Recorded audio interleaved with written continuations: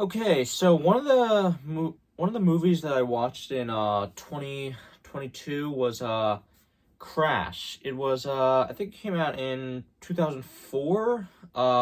It was like Academy Award nominated or winning or whatever. So yeah, Crash. It's and not related to Crash Bandicoot. But so anyway, I had to watch this movie for school. It was like an assignment. We were supposed to do a report on it, in a history class and American history class. So like I think this movie is like, there are a ton of like bad reviews of Crash on like YouTube and stuff that I've watched, and because usually like to watch reviews of something after watching it, and like a lot of people don't like this film, and I can sort of understand why, but I thought it was fine. Like it's no masterpiece or anything, but like I thought Crash was fine. Like it's okay, honestly. Like it's a perfectly passable movie. Like basically, of course, Crash is a movie about, racism and stereotypes that tries to, critique the prejudices that people have. And again, it's not exclusive to white people, it's sort of critiquing prejudice that, like, all people have, and, like, sort of all races. And, like, you see how, like, black people have stereotypes about white people, and, like, how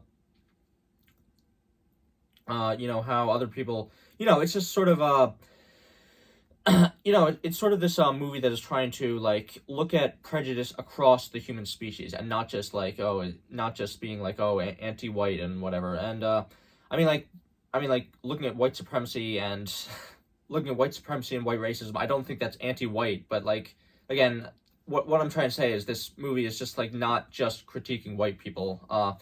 So yeah, so anyway, like I think it does have some good commentary and some good jokes that I did laugh at. Like for example, the carjacker, who is played by Ludacris in the movie. I think that he was probably one of the most interesting characters for me, because like uh his character at the same time was also giving some good commentary about, like, sort of white society and sort of stereotypes, and uh sort of these behaviors among black people that sort of because he's a black guy, and sort of behaviors among black people that sort of have these issues. But at the same time, Ludacris was also like, he was pointing out, like, all these issues that he had with society and with black people, that sort of like that sort of are true in some ways, but also exaggerated as well. But also, he was like a total hypocrite who was like part of like exemplifying part of the worst stereotypes about black people, while like criticizing, like, stereotypes about black people. And sort of like, I don't know, I found that to be kind of interesting. So I think also one of my favorite parts of the movie was this. So there was this asshole white racist police officer, and he is just portrayed as like this piece of shit, like, going around and harassing people of color and sexually harassing this woman. And it's just like, oh my gosh, one of the worst people ever. And like, but then the movie like actually shows that, he's just as human as anyone else, and he's not like, he's, of course, he's an asshole and he's doing like these terrible things, but he's also like, he is a human. And I think as people, like, we sort of tend to like look at these people doing these terrible things as, oh, they're like these monsters, they deserve like complete condemnation. And they do deserve condemnation, obviously, and the film is not trying to like shy away from that or anything. But like, racist people and like complete asshole people are like still humans. They do still have this humanity in them, and the film does show that with him.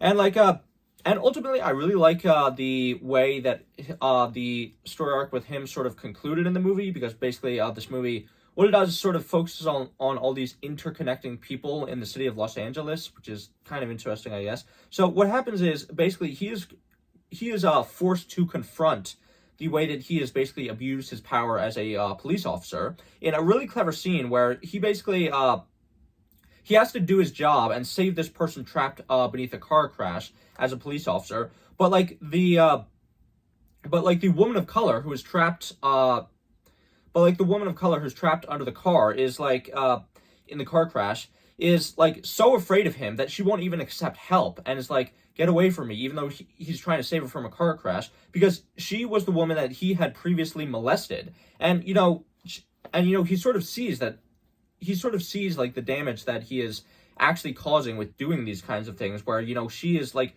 she's just so afraid that she won't even accept like help even when her life is in danger. And he sort of has to become the hero that cops are actually supposed to be, rather than abusing their power, which a lot of them do. So I really like that. I thought it was actually pretty clever. So I do feel like, that's not to say this movie is like great or anything, because I feel like there are a lot of points in the movie where it also feels very contrived and melodramatic. Like there are certain scenes that are just extremely coincidental and don't really make a ton of sense. And like, again, this movie sometimes does feel like a melodrama, like a lot of the time. Like it sort of feels like, oh, it's trying to hype up the drama in these situations, be very overdramatic. And like for example, there's this one character played by Sandra Bullock, who like I did not care for her character at all. Like she is this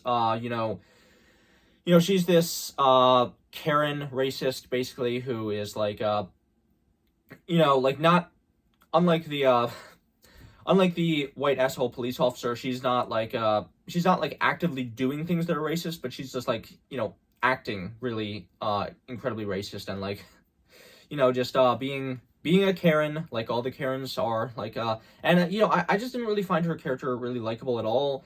And I didn't really I don't know, like unlike the white asshole police officer character, I didn't really find anything that interesting about the Sandra Bullock character. Like she was just very mean and racist, and I don't know, like there's this really stupid scene in the movie that like I was honestly kind of laughing at, where she's basically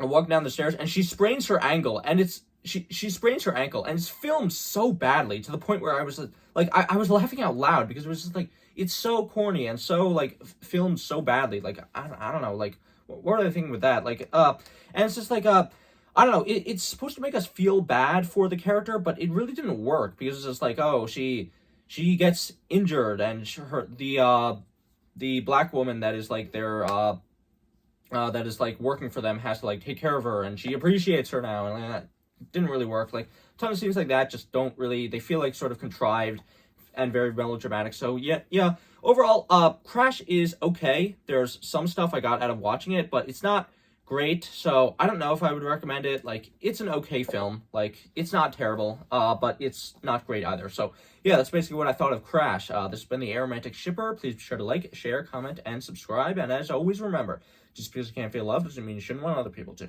Bye.